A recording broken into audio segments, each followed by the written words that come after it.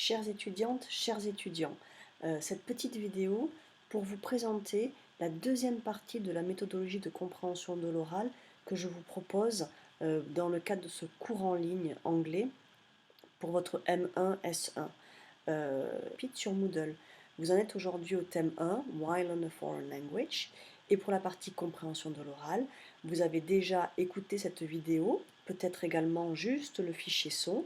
Vous vous êtes servi de la Word Bank pour essayer de mieux entendre, mieux comprendre les choses. En fonction de votre niveau, vous en serez beaucoup plus servi ou moins que d'autres, mais c'est là pour vous aider. Vous avez rendu votre transcription. Aujourd'hui, apparaît le script et vous allez pouvoir rendre votre autocorrection. Donc vous allez télécharger le script. C'est la première étape pour l'autocorrection. Voilà, vous le téléchargez chez vous.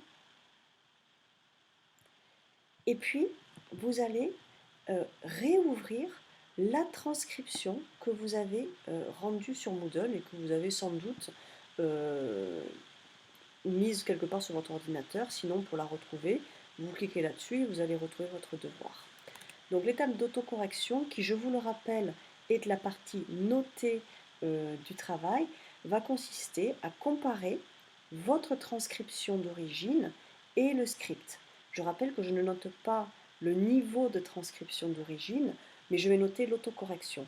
Et je vais vous expliquer maintenant pourquoi c'est l'autocorrection qui va nous intéresser. Alors j'ai pris ici quelques transcriptions que vous avez effectuées. Donc voici la première, au hasard, je les ai anonymées bien sûr. Donc voici une première transcription faite par l'un d'entre vous. Et l'idée, ça va vraiment être, alors peut-être que vous voyez l'écran là, de le partager comme je le fais, c'est pas une très bonne idée parce qu'on ne voit pas l'écran Word. Donc peut-être comparer en faisant horizontalement, comme ceci.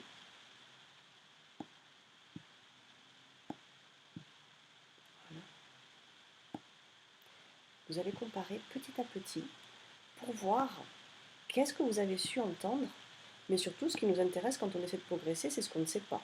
Et donc, qu'est-ce qui vous a posé difficulté? Donc, how do you say hello? Je regarde ici, c'est parfait, j'en reste là.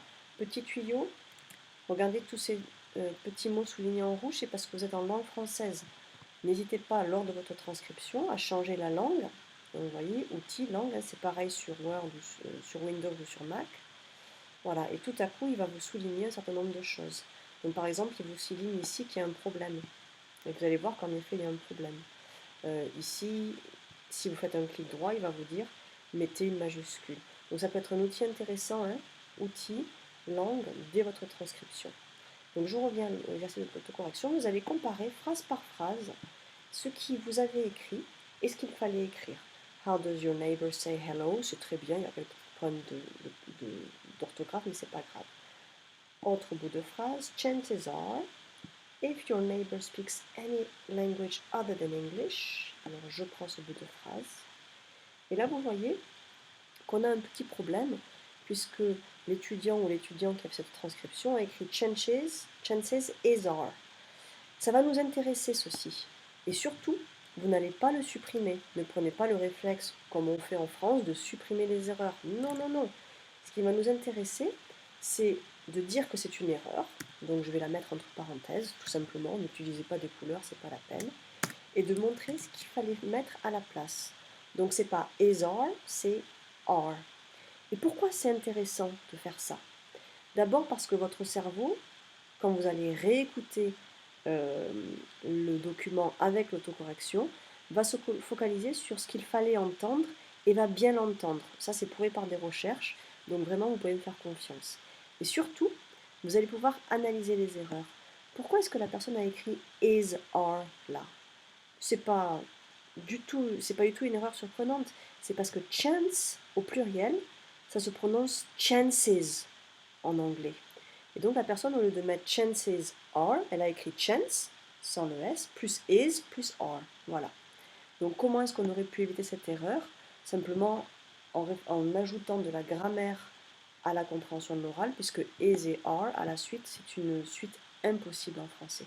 Et vous allez comme ça comparer tout le texte, petit à petit, Et dès qu'il y a une erreur, voilà, vous voyez, neighbor, c'est pas au pluriel, donc je vais le mettre entre parenthèses. Et je vais mettre le même mot, pas de problème, mais au singulier. Vous voyez? Alors, you as an American are at a loss, on est bien. You as an American are at a loss. Ensuite, on how to hold the basic conversation. On how to hold the basic conversation. L'autocorrection va avancer petit à petit.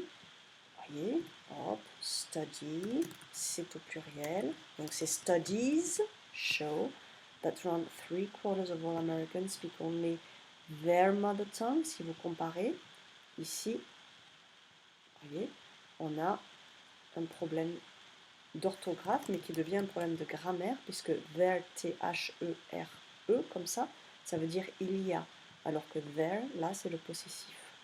D'accord? Donc vous allez procéder comme ça en autocorrection. Surtout, gardez vos erreurs, mettez-les simplement entre parenthèses, et en majuscule à droite, vous corrigez. Et votre travail, ça va être de procéder à l'autocorrection de tout votre texte. Et qu'est-ce qu'on voit là? Eh bien, on voit les éléments sur lesquels il faut que vous progressiez. Et pour bien les classer, je vais vous demander à la fin de votre document de classer vos erreurs de 5 manières. Je vais vous les écrire ici, comme ça. Vous les aurez. Voilà. La première chose que je vais vous demander de faire, c'est de classer les mots que vous ne connaissiez pas du tout. Donc vous ne les connaissiez ni à l'oral ni à l'écrit.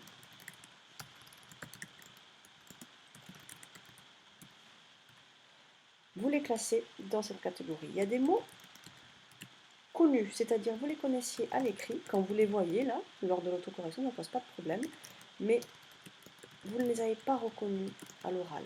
Ça veut dire que sur ces mots-là, il faudra faire l'effort d'apprendre la forme orale. Alors que sur ces mots ici, il faudra faire l'effort d'aller chercher dans un dictionnaire pour voir ce que ça veut dire. Ensuite, il y a les mots connus à l'écrit et à l'oral, mais non reconnus dans le texte. Ça veut dire que vous pensez les connaître, mais que dans votre mémoire, ils ne sont pas assez connus. Donc il va falloir les retravailler un petit peu. Et puis vous avez des problèmes de découpage de mots, du type chances are, okay. Et enfin des problèmes de grammaire, du type there, d'accord? Et vous allez classer comme ça toutes vos erreurs à la fin du texte. Voilà, c'est le travail d'autocorrection que je vous demande de faire. Je vais vous donner un autre exemple pour vous montrer le type de transcription qu'on peut avoir aussi. Vous voyez, des transcriptions avec un petit peu plus de difficulté au moment de la transcription elle-même, mais ça ne change rien à votre travail d'autocorrection. Voilà. On voit ici que l'étudiant a laissé des trous et on va corriger de la même manière. How do you say hello? C'est parfait. Alors, how does your neighbor say hello? C'est parfait. Chances are, alors là, chances are, if your neighbor, très bien, speaks any other language than English, et là, you, et il lui manque la personne as, donc vous allez le rajouter, as an American, et là il manque are at a loss. Et en fait, are at a loss, c'est une expression, vous être complètement perdu, que si vous n'avez pas entendu, si vous ne la connaissez pas, vous ne pouvez pas l'entendre. Voyez. Donc ce qui est intéressant avec la transcription, ça va vous permettre d'apprendre de nouvelles choses. D'accord? On how to hold et how to hold a conversation, c'est comment faire une conversation. Voyez? Donc là, la personne a un petit peu plus de vocabulaire ou d'expression idiomatique que l'autre étudiant à apprendre. Il suffira de le classer dans mots ou expressions inconnues. Je veux insister sur le fait que moi je note l'autocorrection. Ce qui m'intéresse, ce n'est pas votre niveau de départ, c'est votre capacité à prendre du recul sur votre travail, à montrer ce que vous avez à apprendre et à l'apprendre. Donc petite parenthèse, inutile d'aller chercher le script dans YouTube ou autre.